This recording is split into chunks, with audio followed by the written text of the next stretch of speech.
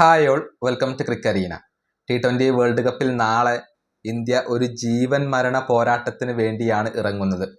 Super 8 മത്സരത്തിൽ നാളെ സിംബാബ്വേയാണ് ഇന്ത്യയുടെ എതിരാളികൾ.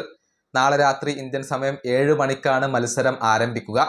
ചെന്നൈയിലെ ചെപ്പോക്ക് സ്റ്റേഡിയത്തിൽ വെച്ചുകൊണ്ടാണ് ഈ മത്സരം നടക്കുക. ഇതുമായി ബന്ധപ്പെട്ട സുപ്രധാനമായ ഒരു അപ്ഡേറ്റ് ഇപ്പോൾ പ്രമുഖ മാധ്യമമായ ദി വീക്ക് നൽകിയിട്ടുണ്ട്.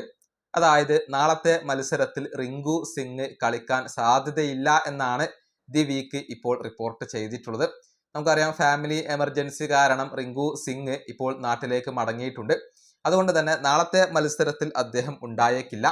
പകരം സഞ്ജു സാംസൺ വരും എന്നാണ് പ്രമുഖ മാധ്യമമായ ദി വീക്ക് ഇപ്പോൾ റിപ്പോർട്ട് ചെയ്തിട്ടുള്ളത്.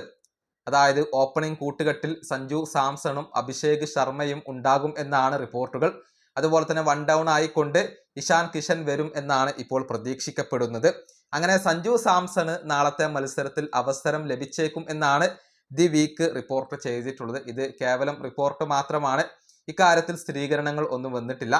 പക്ഷേ സഞ്ജു കളിക്കാനുള്ള സാധ്യതകൾ ഇപ്പോൾ വർദ്ധിച്ചു വരികയാണ്. നെറ്റ്സിൽ നല്ല രൂപത്തിൽ സഞ്ജു ഇപ്പോൾ പരിശീലനം നടത്തുന്നുണ്ട്. അതിൻ്റെ വീഡിയോസും ഒക്കെ ഇപ്പോൾ പുറത്തേക്ക് വന്നിട്ടുണ്ട് എന്നുള്ളതാണ്. നാളത്തെ മത്സരത്തിൽ സഞ്ജുവിന് അവസരം ലഭിക്കും എന്ന് തന്നെയാണ് ദി വീക്ക് ഇപ്പോൾ പറഞ്ഞു വെച്ചിട്ടുള്ളത്.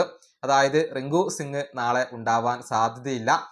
അതോടുകൂടി ടോപ്പ് ഓർഡറിൽ മാറ്റം വരും എന്നുള്ളതാണ്.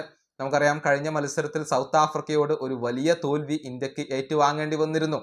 ഇതോടുകൂടി റൺ റേറ്റിന്റെ കാര്യത്തിലൊക്കെ വലിയ ഇടിവാണ് സംഭവിച്ചിട്ടുള്ളത്. അതുകൊണ്ട് തന്നെ നാളത്തെ മത്സരത്തിൽ വിജയം നിർബന്ധമാണ്. മികച്ച രൂപത്തിലുള്ള ഒരു വിജയം തന്നെ ഇപ്പോൾ ഇന്ത്യക്ക് അനിവാര്യമാണ് എന്നുള്ളതാണ്. ഏതായാലും ഈ വേൾഡ് കപ്പിൽ ഒരൊറ്റ മത്സരത്തിൽ മാത്രമാണ് സഞ്ജു കളിച്ചിട്ടുള്ളത്. ആ മത്സരത്തിൽ മോശമല്ലാത്ത രൂപത്തിൽ കളിക്കാൻ സഞ്ജുവിന് കഴിഞ്ഞിരുന്നു. നാളത്തെ മത്സരത്തിൽ മികച്ച പ്രകടനം നടത്തേണ്ടത് സഞ്ജുവിനെ സംബന്ധിച്ചിടത്തോളവും അത്യാവശ്യമായ കാര്യമാണ്. ഈ വീഡിയോ അവസാനിപ്പിക്കുന്നു. അടുത്തൊരു വീണ്ടും കാണാം.